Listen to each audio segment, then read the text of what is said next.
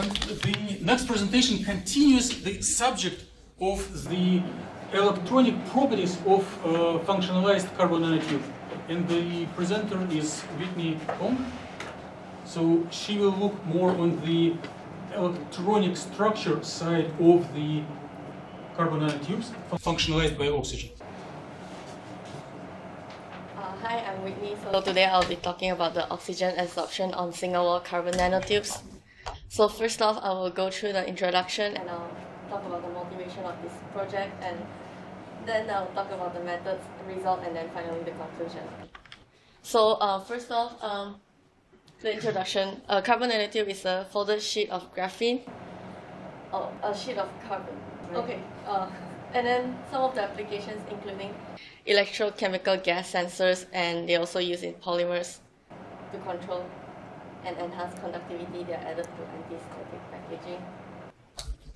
So why am I talking? So for gas sensors, it can induce a strong change in conductance, and then the carbon nanotube can be used to detect gases such as NO2 and NH3 or oxygen, and experimental data has shown that oxygen increases conductivity. So we are using computational methods to look at this thing.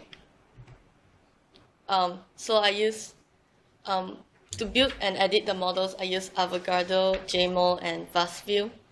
And when I run the jobs, I use the VAS software. And then I use a 3-unit cell of carbon nanotube folded at 4,0, and I manipulate the position of oxygen on the carbon nanotube. So after optimization, I found out that the band gap of the modified system definitely decreases compared to the pristine.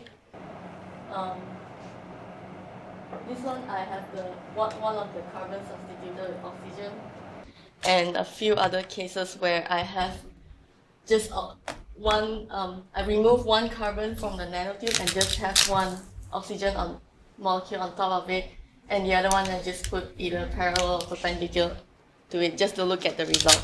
And the band gap definitely decreases. And then when we look at the absorption spectra and the molecular orbitals, for the pristine structure, we have the absorption spectra at 0 frequency, but for other systems, they decreases significantly for the absorption spectra.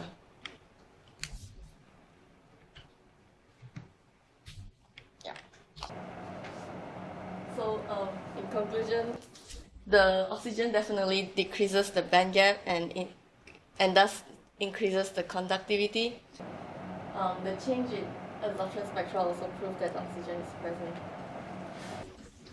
Okay, let's thank Whitney for her interesting presentation and for being record short, which is very appreciated in our circumstances. And